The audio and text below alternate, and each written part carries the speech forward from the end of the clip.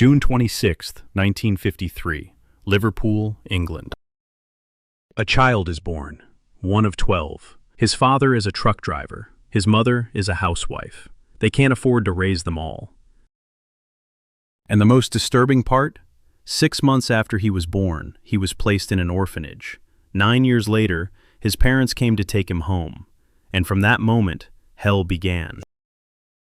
Robert Maudsley was beaten daily by his father, locked in a room for 6 months, raped as a child. By the time he was a teenager, he heard voices commanding him to kill his parents. He never killed his parents. Instead, he killed 4 other men, all of them pedophiles, rapists, or murderers.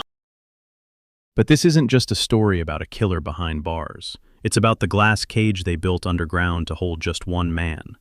The 40 years he spent in solitary confinement, and the childhood that turned a damaged boy into Britain's most dangerous prisoner. The media gave him a nickname, Hannibal the Cannibal, based on a rumor that was never true, based on a lie that stuck to him like a brand, a nickname he could never escape.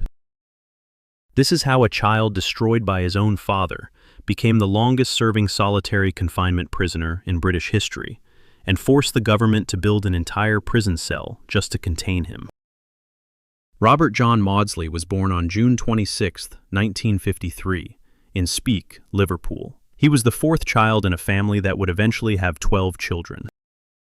His father, George Maudsley, was a truck driver. His mother, Jean, was a housewife. They were poor. They were overwhelmed. They could not take care of all their children. When Robert was just 6 months old, Child Protection Services found signs of neglect. Robert and his 3 older siblings were placed in Nazareth House, a Catholic orphanage in Crosby, Liverpool. The next 9 years were the happiest of Robert's life. His brother Paul later recalled that it was a brilliant place. They went to school up the road. They were happy. They spent 9 years there and were a real family unit. They looked upon the nuns as their parents. The nuns loved them, fed them, protected them, gave them the childhood every child deserves. Their biological parents would visit occasionally, but to the children, they were strangers, just faces that appeared and disappeared. Then in 1961, when Robert was 8 years old, his parents came back to take the 4 children home. What happens when children who knew only the love of nuns are suddenly thrown into a house of violence? What happens when paradise turns into a nightmare overnight? By then the family had grown. 4 more children had been born. 8 kids crammed into a house in Toxteth, one of the poorest areas of Liverpool. Paul Maudsley remembered that at the orphanage, they'd all gotten along well. Their parents would come to visit, but they were just strangers. The nuns were their family. Then their parents took them home, and they were subjected to physical abuse, something they'd never experienced before. George Maudsley beat his children with his fists, with his belt, with sticks. He once broke a .22 caliber air rifle over Robert's back. Their mother Jean didn't hit them herself, but she instigated it. She pointed out which children needed to be disciplined. Robert suffered the worst of all the siblings. He later said that all he remembered of his childhood was the beatings. Once he was locked in a room for 6 months. His father only opened the door to come in and beat him, 4 or 6 times a day. 6 months locked in a room. 4 to 6 beatings every single day. No sunlight, no escape, no hope. But there was something even worse. Something that would define everything that followed. Robert later revealed that his father had raped him as a child. The psychological scars from that abuse would never heal. They would fester. They would grow. They would eventually explode. Eventually, Child Protection Services intervened again. Robert was placed in various foster homes.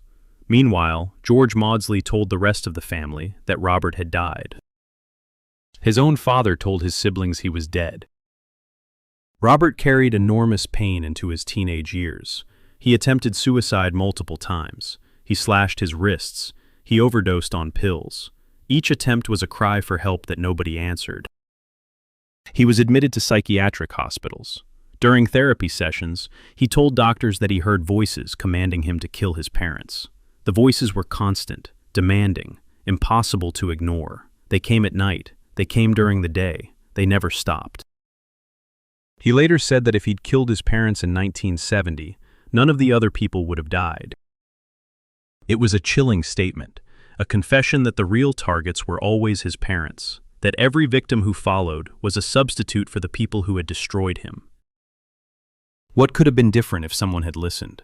What if the system had treated a damaged boy instead of shuffling him from one foster home to another?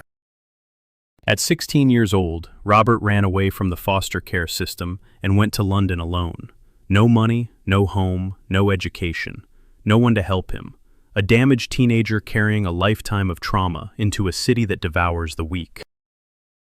He became heavily addicted to drugs, heroin, whatever he could get his hands on, anything to numb the pain of his memories. To fund his addiction, he sold his body on the streets of London. A teenager who had been raped by his father, now selling himself to strange men. The cycle of violence and abuse continued. How does someone survive that kind of childhood? How does a broken child become a functioning adult? The answer is simple. He didn't. March 14th, 1974, Wood Green, London. Robert Maudsley was 21 years old. He was picked up by a man named John Farrell, 30 years old, a construction laborer. Farrell took Robert back to his apartment. After they had sex, Farrell pulled out a collection of photographs. He showed Robert pictures of children he had sexually abused. He was proud of it. He was bragging. What happens in the mind of someone who was raped by his father when he sees evidence of another child abuser? What happens when 20 years of rage meets its trigger? Robert snapped. He strangled Farrell with a garrote. He beat the victim's head with a hammer. Farrell's face turned blue as he died. Police later nicknamed Robert Blue because of the color of his first victim's face. This was the first murder, but it would not be the last. Something had been unleashed inside Robert Maudsley, something that had been building for 20 years. After the killing, Robert did not run. He walked to the police station and turned himself in. He told the officers he needed psychiatric care. The court concluded that Robert was unfit to stand trial. Instead of prison, he was sent to Broadmoor Hospital, the highest security psychiatric facility in England, a place that housed criminals considered both insane and extremely dangerous. Robert lived at Broadmoor for 3 years. Doctors tried to treat him. They believed that with proper care, he could be rehabilitated. They gave him medication. They gave him therapy. They gave him a structured routine. For 3 years, it seemed to be working. Robert was calm, cooperative, engaged in treatment. But there was a problem no one anticipated, a fatal flaw in the placement. Broadmoor also housed pedophiles and other sex offenders, the very people Robert hated to his core, the people who reminded him of his father, the people who triggered the voices in his head. What were the authorities thinking? Why would they put a man who killed a pedophile in a hospital full of pedophiles? Could someone who was raped by his father live peacefully alongside other child abusers? Could the voices stay quiet, surrounded by the very monsters they demanded he destroy? February 26, 1977, Broadmoor Hospital. Robert Maudsley and another patient named David Cheeseman made a plan. They targeted David Francis, a convicted child molester being treated at Broadmoor. Francis had allegedly sexually assaulted other patients in the hospital. Robert and Cheeseman moved furniture in their room to build a barricade. 3 days later, they acted. They locked themselves in a room with Francis. They tied the victim up with electrical cord taken from a record player. For the next 9 hours, they tortured Francis. 9 hours. From morning until evening. 9 hours of unrelenting pain. Finally, Robert strangled the victim with a garrote until he died. When guards broke down the door, they found Francis's body with his head cracked open. A plastic spoon was jammed deep into the victim's ear, penetrating his brain. A guard later said that part of Francis's brain was missing. Rumors spread that Robert had eaten it. This rumor was not true. The autopsy report confirmed there were no signs of cannibalism. The spoon had cracked open the skull, but nothing was eaten. But the British press did not care about the truth. Sensational headlines sold papers. They gave Robert the nickname Hannibal the Cannibal and the Brain Eater. Other prisoners started calling him by those names. Guards whispered about him. The myth grew larger than the man. That nickname would follow Robert for the rest of his life. Even today, decades later, it is the first thing people learn about him. A lie that became more famous than the truth. After killing Francis, Robert was convicted of manslaughter and transferred to Wakefield Prison, one of the highest security prisons in England. Wakefield had a nickname, Monster Mansion. It housed the most dangerous and notorious criminals in the country, serial killers, child murderers, the worst of the worst. Robert was unhappy with the transfer. He wanted to go back to Broadmoor, where he was treated as a patient rather than a prisoner, where doctors tried to understand him rather than just lock him away. His request was denied. The authorities believed he was too dangerous for a psychiatric hospital now. 2 murders had changed the equation. The patient had become a prisoner. The treatment had become punishment. But was Robert finished killing? Would Wakefield's walls be enough to stop him? Robert wasn't finished. July 29, 1978, Wakefield Prison. Robert Maudsley woke up with a plan, a bloody plan. He later revealed that he'd originally intended to kill 7 people in one day, all of them sex offenders or murderers. He'd made a list. Why 7 people? Why one day? Robert never explained. His first victim was Solney Darwood, 46 years old, serving a life sentence for killing his wife Blanche after raping her. Ironically, Darwood had been giving Robert French lessons. They had a relatively friendly relationship. Robert invited Darwood into his cell. When the door closed, Robert strangled Darwood with a garrote. He stabbed the victim multiple times with a homemade knife fashioned from a spoon. Robert hid Darwood's body under his bed. Then he tried to lure other prisoners into his cell, but everyone refused. Word had spread. Something was wrong. The other inmates could sense it. They could feel the danger radiating from Robert's cell. Robert decided to go hunting. He prowled the prison wing, searching for his next victim, walking calmly, methodically, like a predator scanning for prey. Other inmates saw him coming and locked their doors. They could see it in his eyes. Something had changed.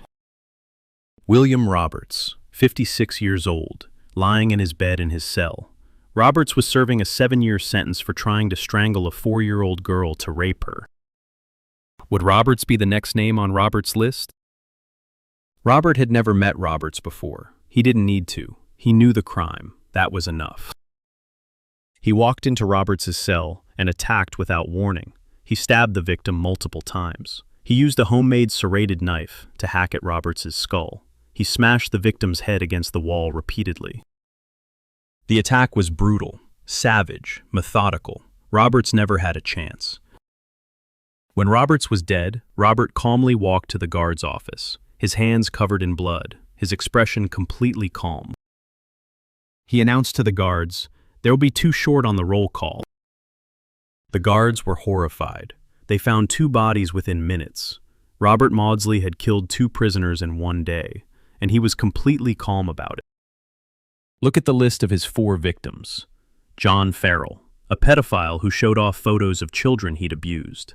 David Francis, a convicted child molester who allegedly abused other patients at Broadmoor. Solney Darwood, a man who killed his wife after raping her. William Roberts, a man who tried to strangle a 4-year-old girl to rape her. Robert later said his victims were rapists, pedophiles, or sex offenders. Those were the people he was a threat to. A forensic psychologist who studied the case observed that Robert rationalized his murders almost as vigilante executions. He didn't see himself as a murderer. He saw himself as a cleaner, someone removing filth from the world.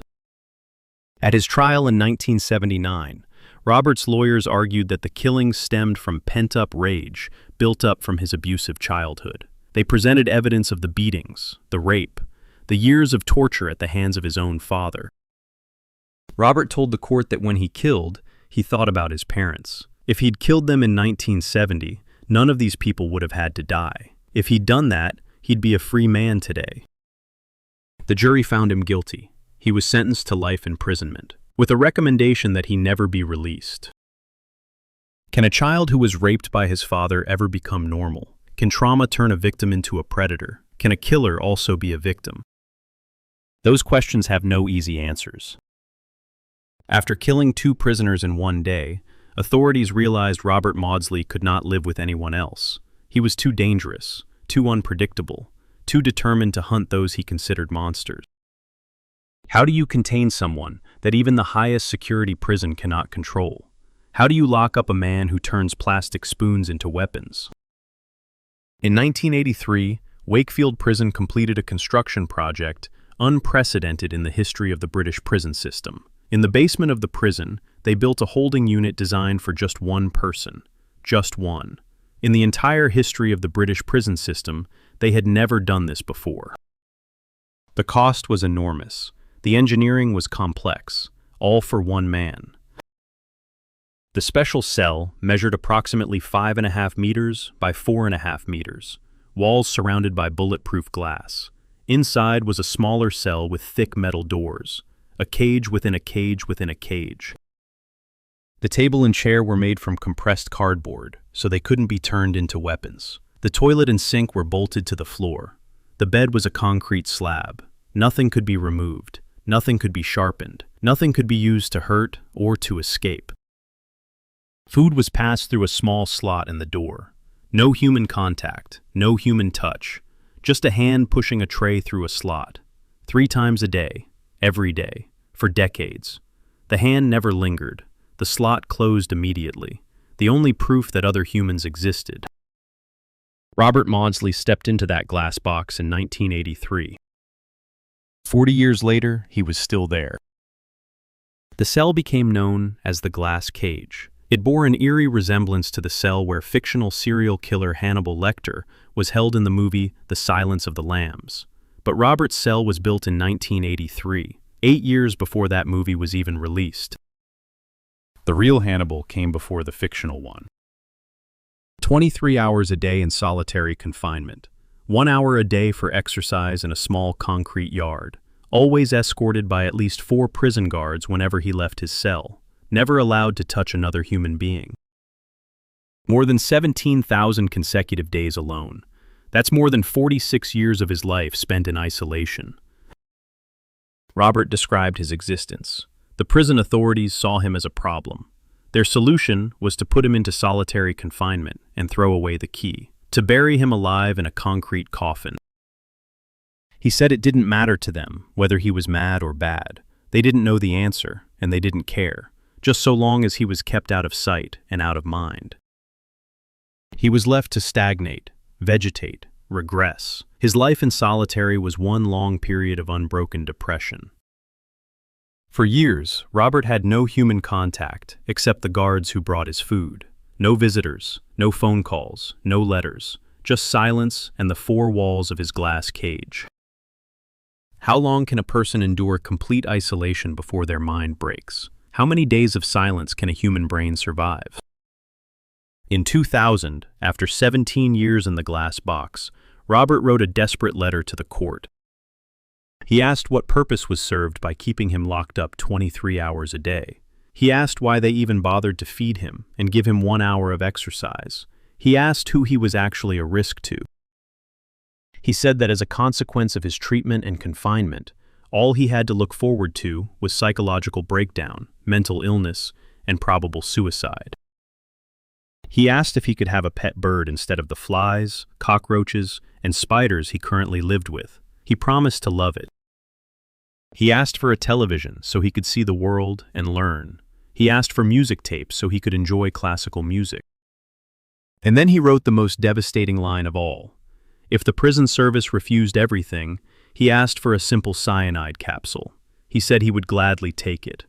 And the problem of Robert John Maudsley could be resolved quickly and easily. His request was denied, all of it. Robert continued living in the glass box. In recent years, Robert was allowed some comforts, a PlayStation, a television, books, a music system. He spent his time playing video games, reading books, and listening to classical music. He wrote letters and poetry to his nephew Gavin, who visited him regularly. Robert was described as extremely intelligent, possibly with a genius-level IQ. He loved poetry, art, and classical music. But in March 2025, guards confiscated all of Robert's belongings during a search. His PlayStation, his television, his books, his radio, everything. Robert declared a hunger strike. Would a 71-year-old man really starve himself to death? After surviving 40 years in a glass box, would this be the thing that finally ended him? His brother Paul, 74 years old, told the press that Robert had called him from prison that day. He sounded angry and anxious. He said he was going on hunger strike. He told Paul not to be surprised if it was the last time he called. Paul said Robert was 71 years old now. They didn't know how long he could survive without food. His nephew Gavin appeared in a documentary about Wakefield Prison. Gavin revealed that Robert said he was happy and content alone. He knew what could happen if he lived with others. Robert had told his family clearly, put him with rapists and pedophiles, and he would kill as many as he could. Would the system ever find a solution for Robert Maudsley? Or would he die in the glass cage that had been his home for 4 decades? In 2021, Robert filed an appeal to be integrated into the general prison population. He wanted to leave the glass box after nearly 40 years of solitary confinement. The appeal was denied. Judges concluded he was too dangerous. He was not allowed to appeal again. He would stay in the glass box until he died. But then, in April 2025, something unexpected happened. Something that no one anticipated after more than 4 decades. Robert Maudsley was transferred out of Wakefield Prison. He was moved to HMP Whitemoor in Cambridgeshire, about 200 kilometers away from the glass cage that had been his world since 1983. After 42 years underground, Robert saw a different sky, different walls, different guards. Everything he'd known for 4 decades was gone. The glass cage that had been his prison was also, in a strange way, his sanctuary, the one place where he knew the rules, the one place where he felt safe from the triggers that made him kill.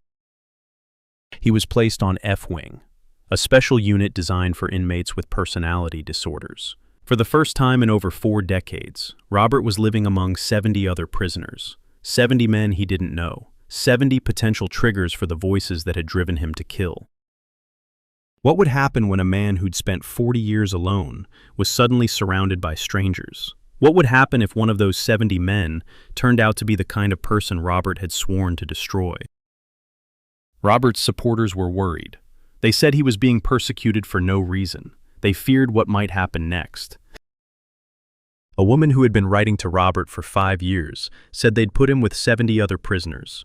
She called it a disaster waiting to happen. She said he didn't want to be alongside other men because of the abuse he'd suffered as a child.